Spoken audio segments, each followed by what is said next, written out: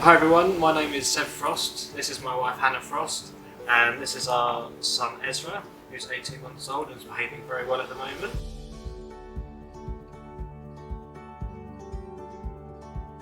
Obviously it's difficult for a lot of people, and it was a struggle not seeing family and friends like it was for everyone. But we enjoyed exploring many trails around Chelmsford. I think we walked nearly everywhere there. I was on maternity leave and Seb's been working from home, so we've been able to spend all of our time together, which has been a real blessing because Ezra has been able to be around both of us.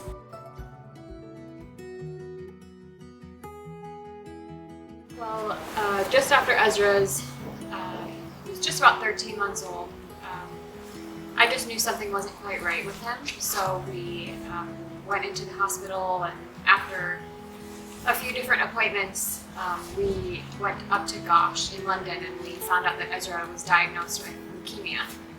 So that was a shock. A shock. Life-changing, I guess.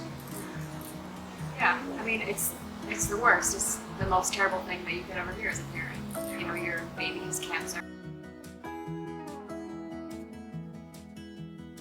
The first week was, I guess, just a bit of a blur, really. Lots of new information was, I think, both overwhelming for me and for Hanna, and probably for the rest of our family as well.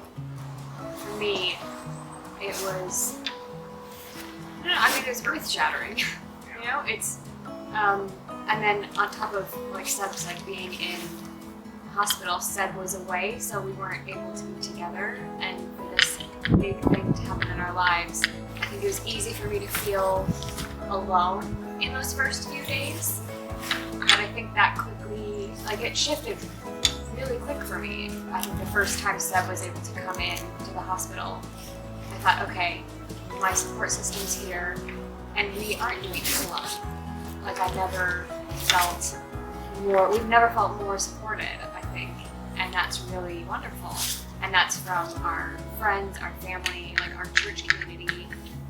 Everybody's really been so amazing, and even though we're in this lockdown time and we're in this weird time of isolation, this could be something that makes us feel even more isolated. It really hasn't. It's really made us know how deeply we're loved and know that we're cared for, and that's such a blessing.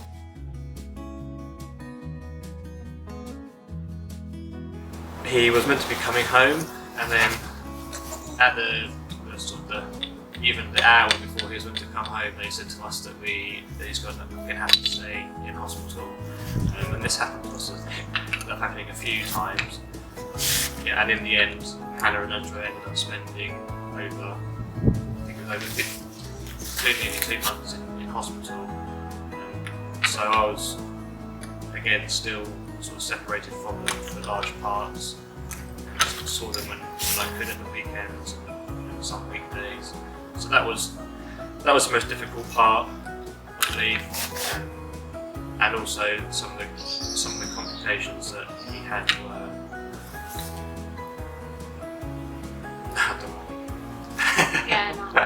devastating. It's devastating. When you think you're dealing with one trial and then just another complication, and we're talking big stuff. He had blood clots in his heart and problems with his liver and very scary stuff. Another kind of low for me would just be, having to place your baby in a surgeon's arms and walk away. That's tough. And to know that you don't have control. I think as humans we want control, and it's very hard to release that and to say okay, I don't have any control of this situation, and it's completely in the surgeon's hands, and it's ultimately in God's hands, and that's your child, that's your baby, and that's the most difficult thing we've ever had to do. So there have been some big lows, but there have also been some amazing highs, and just the fact that his blood clot went away by itself and he didn't have to have heart surgery, and that his liver came back was healed healed, just these things that to witness things like that is really amazing, and it just shows like how much God cares about us and is faithful, and that you can put your trust in Him, even in these like really the worst moments of your life.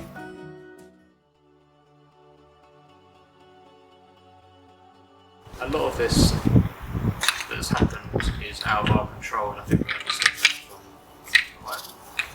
quite early on. And one of the only things that we can do is pray and ask other people to pray for us and in the situation, and just really leave it in God's hand.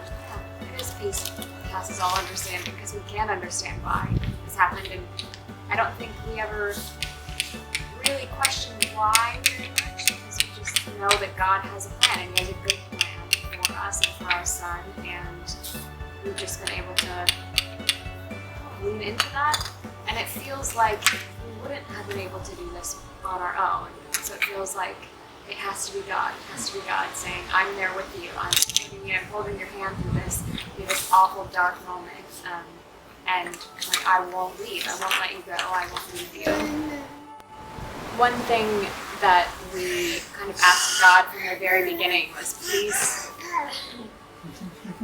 please use this situation, and please use this situation for your glory. And from my very first nights in the hospital, it was very evident that that was happening, just from conversations of nurses asking me about his name and are we Christians, and just really cool conversations that were able to happen in the hospital and that were so encouraging to myself and to Seb.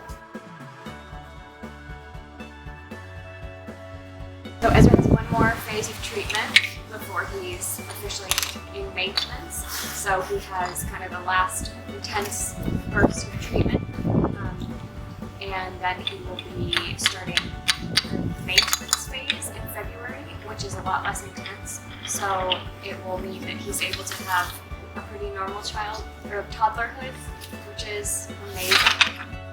There's still kind of a slight worry in the back of our minds that everything's not over, but we know that from where we were 4 months ago, things are looking a bit brighter. So.